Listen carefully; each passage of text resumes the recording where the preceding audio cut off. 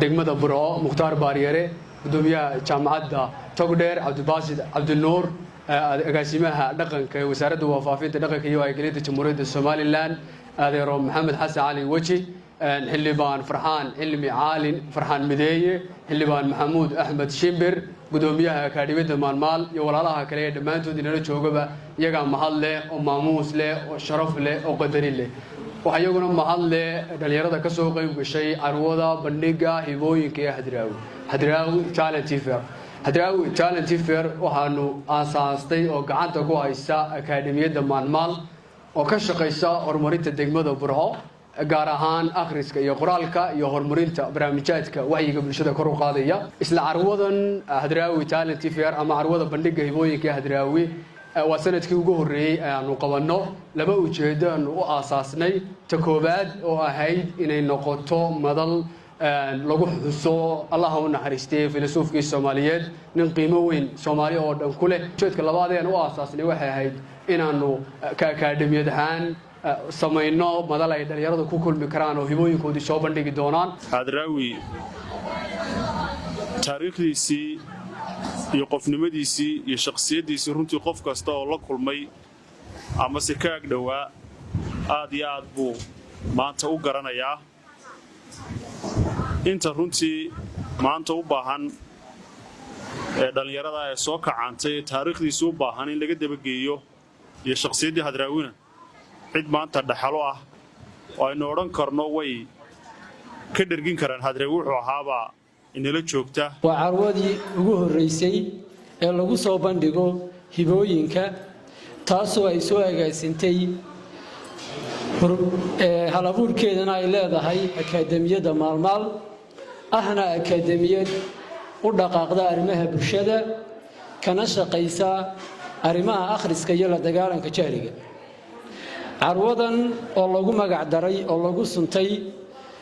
carwada hibooyinka Hadraawi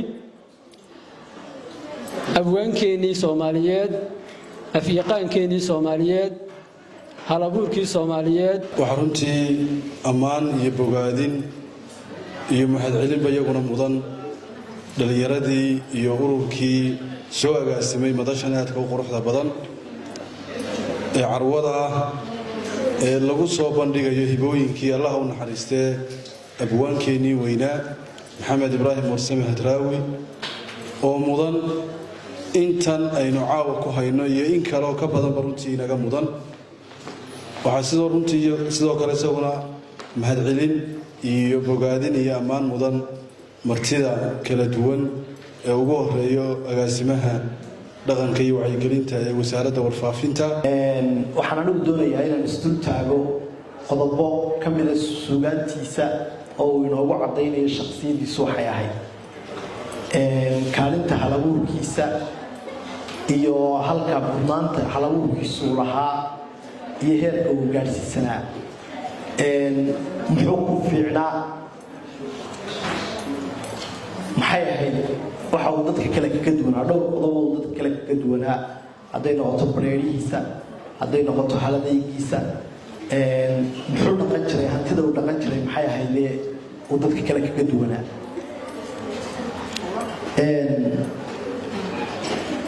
maansada la yidhaahdo hobar toddocyada ugu horeeya ay ku bilaabmayso su-aasha la weydiinayo maxaad qabataa hiddo maxaad ku dhaqantaa hanti maxaad ka leedahay hub maxaad ka sidataa adduunyadu hirweeye maxaad haabanaysaa maxaad haybinaysaa wuxuu kaga jawaabayaa waxaa hooba la yidhi aan kuu higaajiyey hiddo waxaan ku dhaataa afkii hooyadeenow hanti waxaan ka leeyahay sugaanta hodanka hantida uu dhaqanayay isagu ee uu dadka ka socnaa waxay ahayd sugaanta xaalad kasta oo lagu jiro wuxuu nin dadkiisa la dareena xilli kasta oo ay soo mareen nin la qaatay hadday qaxeen hadday dagaalamayo halga ku jireen hadday daragsanaayeen iyo hadday gaajisnaayeen midaan marnaba meel kale ka dooran iyo inuu ummad kale dhex dego ayuu ahay xaalad kasta oo ay ku jiraan dhex jooga oo u dulqaata oo inuu weliba iyaga wax tara mooyaane inuu wax ka doono aan jeclayn ilaahay wuxuu weydiinaynaa inuu naxariisto waxa aynu ilaahay weydiinaynaa inuu naxariisto maxamed ibraahim warsame hadraawi inuu sidoo kale u naxariisto hodan cismaan dubad oo iyaduna xaaskiisii ahayd oo aynu sanad ka hor maanta oo kale burco ku aasnay labadaba ilaahay ha u naxariisto waxaan dhalinyarada uga mahadnaqayaa ducadii iyo qur-aankii ay u akhriyeen hadraawi wuxuu yidhi ninka ii duceeyo allahay ku darajeeye markaa waxaan leeyahay idinkana ilaahay idin darajeeye waxaan aad iyo aad u sharfayaa dhalinyarada akademigan maalmaal ee qabanqaabiyey xuskan weyn iyo xasuustan loogu duceeyey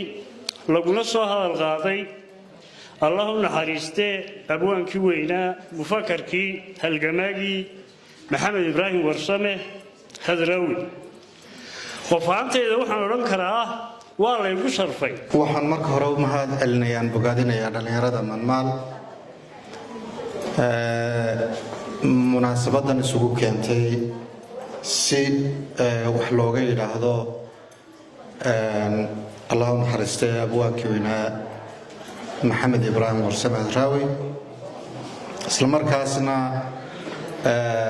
lagu soo bandhigo dhalinyaro ama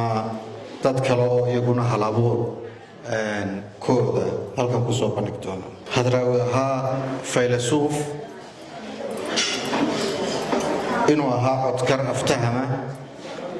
sidoo kalena inuu ahaa qaamuus